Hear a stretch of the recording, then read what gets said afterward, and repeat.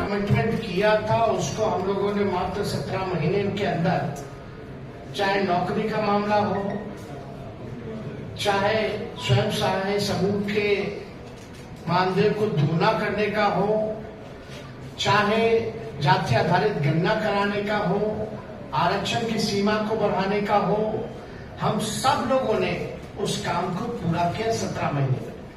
लेकिन आखिर ऐसा क्या हो गया कि राष्ट्रीय जनता दल के हटते ही जब ये भाजपा और एनडीए डबल इंजन की सरकार आई तो सारे काम में जो है ताला लग गया। तो इसमें हम लोग इसलिए प्रेस कॉन्फ्रेंस बुला करके आप लोगों को सूचित करना चाहते थे कि कम से कम आप लोग भी सूचित हो जाइए और देश और राज्य के लोग को भी सूचित कर दिया जाए कि भारत सरकार मतलब जनता दल यूनाइटेड बीजेपी, इसमें बिहार की पार्टियां हैं एनडीए में। बिहार को ही वोट लेके अब बिहार को विशेष राज्य का दर्जा नहीं दे दिया। बिहार का वोट लेकर के सारा काम करके आरक्षण को 9वीं अनुसूची में नहीं डाला जा रहा, पैकेज नहीं दिया जा रहा अलग से। बजट में तरह तरह की बातें आई, जितना इंफ्रास्ट्रक्चर का पुराना मामला जो हमने उठाया वही सारा उसी टाइम हो गया था, उसी चीज को दोहराया गया, खाली नोट कवर बदल दिया गया।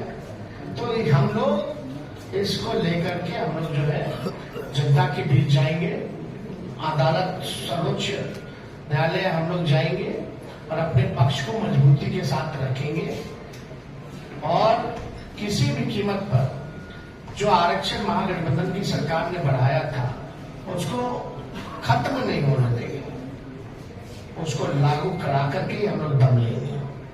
इसलिए आप सब लोगों को हम बुलाए और कोई विषय पे अगर आप लोगों को सर भारत सरकार झूठ बोल रही है, अनुसूची 9 में यानी शेड्यूल 9 में डालने का अधिकार केवल भारत सरकार को ही है, राज्य सरकार को नहीं है। ये पूरी तरीके से झूठ बोला जा रहा है, संसद में झूठ बोला जा रहा है।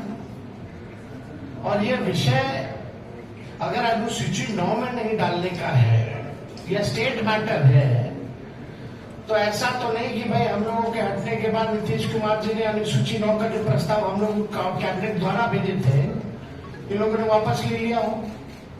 क्योंकि उस समय तत्कालीन जो अभी भी गृह मंत्री आपके अमित शाह जी है, उस समय जब ई जोन का जो बैठक चल रहा था उसमें भी हम लोगों ने प्रस्ताव रखा था, उनसे मांग की थी कि इसको अनुसूची 9 में डाला जाए।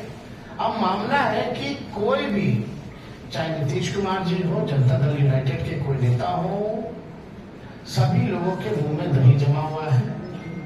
कोई भी इसको लेकर के आवाज नहीं उठा रहा है।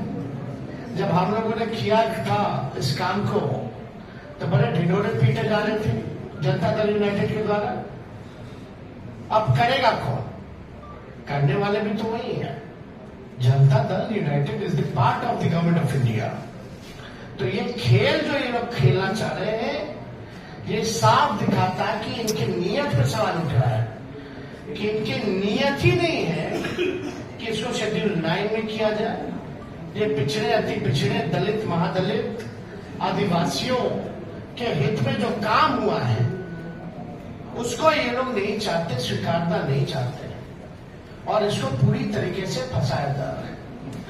बिहार सरकार द्वारा कोई ट्रांसपेरेंसी नहीं रखी गई है। जब हम लोग जाति आधारित गणना करा रहे थे तो पूरी तरीके से ट्रांसपेरेंसी रखी गई थी कि कौन से स्टेज पे हम लोग हैं, क्या हो रहा है, नहीं हो रहा है, लोगों को जानकारी प्राप्त होती थी। अब बिहार सरकार सुप्रीम कोर्ट में क्या स्टैंड ले दी है? नहीं ले दी है।